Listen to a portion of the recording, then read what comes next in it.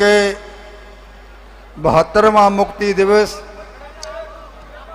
के उपलक्ष्य में एकत्र हुए मेरे भाई बहनों, माताओं, बच्चों, आपको इस शुभ दिन के लिए मैं मुबारकबाद देता हूं और शुभकामनाएं देता हूं। तो आज ये पंडाल में मेरे बहन भाई आए हुए, हमारे बावरिया समाज के लोग, बहनें, माताएं, तो बहुत मन खुश हो रहा है, बहुत खुशी हो रही है मन को, क्योंकि आज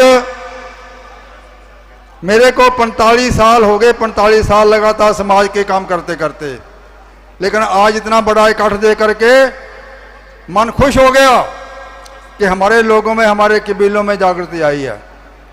लेकिन आज मैं ये कहना चाहूँगा कि हमारे जो कबीले या बावरी समाज, पहली बात तो मैं ये कहूँगा कि हमको ये जानना है कि हम कौन हैं, क्या हैं, हमारा पिछोकड़ क्या है, आगे हमें क्या चाहिए।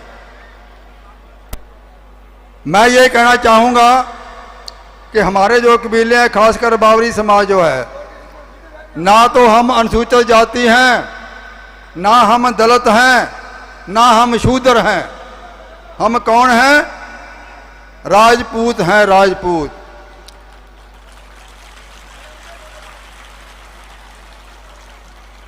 हमारे बीच में आप सोचिए कि हमारे महाराणा प्रताप का, उनके सिपा सलारों का, हमारे खून में डीएनए है, डीएनए। हमारे ब्लड में वो कीड़े हैं राजपूतों वाले, लेकिन वो सोए हुए हैं, उनको जगाने की जरूरत है।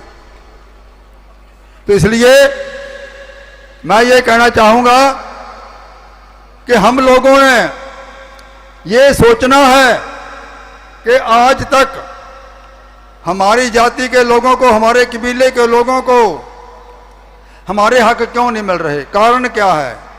जब हम ये कारण जानेंगे तो उस कारण को दूर करने के लिए भी हल ढूंढेंगे। तो मैं यही कहना चाहूँगा कि आप सोचिए कि हमारा इतिहास कोई 1-2 दिन का नहीं है भाई बहनों, हमारा इतिहास 150 साल का है। 150 साल कोई छोटी मोटी बात नहीं है। तो 150 साल के इतिहास को अगर वर्णना करना चाहें तो कम से कम बोलने के लिए 2 घंटे चाहिए, 2 घंटे। लेकिन जितना समय मिला है उसमें बताने की कोशिश करूंगा। सबसे पहले हमने ये जानना है कि हमारे साथ ऐसा क्यों हो रहा है, हमारे हक हमें क्यों नहीं मिल रहे, कारण क्या है।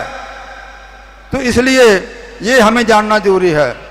पहली बात ये कि ये दुनिया जानती है, भारत का इतिहास ये बोल रहा है कि हमारे पूर्वजों ने, बावरियों के पूर्वजों ने पहले मुगलों के साथ लोहा लिया, फिर अंग्रेजों के साथ लोहा लिया। लेकिन यही मैं कहना चाहूँगा कि हमारे भारत में 6743 जाति के लोग रह रहे हैं।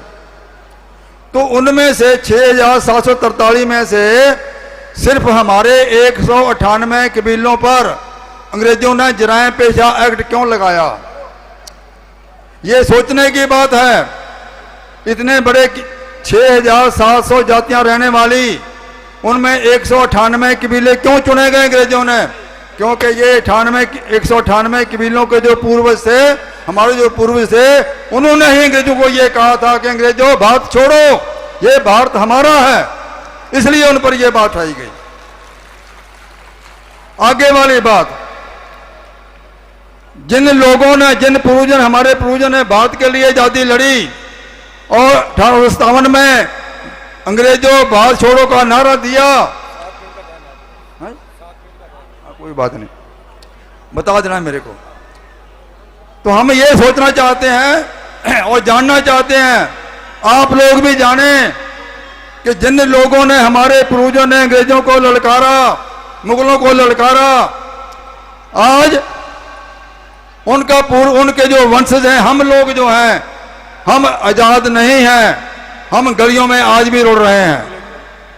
हमारे बीच में रायसनगर अनूपगढ़ की विधायिका श्रीमती संतोष कुमारी पधारी है। आपका स्वागत, अभिनंदन।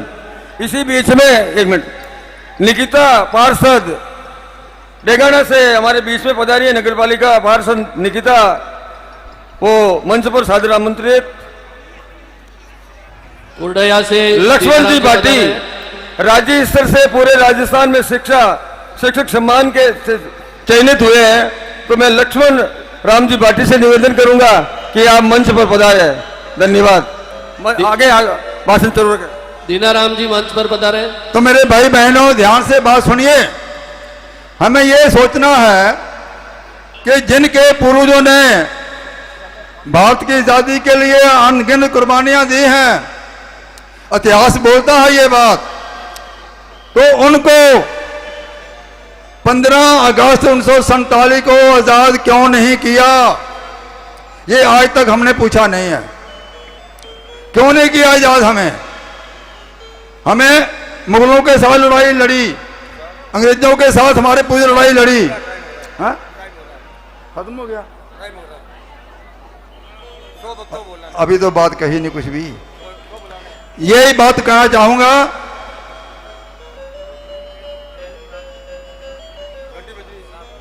कि हमारे लोगों को, हमारे कबीलों को इन सरकारों से पूछना चाहते हैं कि अंग्रेजों को तो हम लड़े, लेकिन ये जो काले अंग्रेज हैं, इनका हमने क्या खेत उजाड़ा था, हमें इजाद क्यों नहीं किया? अगर हमें इजाद किया होता तो आज हम ऐसे गलियों में ना रुलते। दूसरी बात कि हम ट्राइबल हैं, जनजाति के लोग हैं। संविधान लागू करते वक्त हमको जनजाति क्यों नहीं बनाया? हमको शेड्यूल कास्ट में क्यों दर्ज किया गया? हमारे से दूसरा न्याय हुआ। तीसरी बात कि जब हमारे पास सरकार के पास एक इंक्वायरी कमेटी की रिपोर्ट आ गई थी 51 में, तो उस पर कार्रवाई क्यों नहीं करी? और 52 में जो इलेक्शन हुआ, उस इलेक्शन में हमको वंचित रखा गया। तो ये बातें सोचने की हैं भाइयों, बातें बहुत करने वाले, लेकिन समय जात नहीं दे रहा। मैं यही चाहूंगा कि हमको ये सोचना है कि हमें हमारे आगे बढ़ने में रुकावट कौन बन रहे हैं, कौन लोग हैं, वो उनको पहचानना है और उसका हल हमने सोचना है। अगर ये हम सोच लेंगे तो हमारे आने वाले बच्चे ये बिल्कुल आगे बढ़ेंगे। और ये मैं आज समय खत्म हो रहा है मेरा, तो मैं सबसे धन्यवाद करूंगा। मेहरबानी है आप लोगों की और प्रबंधकों के समय दिया बोलने के लिए, और ये इतना बड़ा प्रोग्राम रचा है उसके लिए भी मैं मुबारकबाद दूंगा, धन्यवाद करूंगा। फिर समय मिला तो फिर बात करेंगे।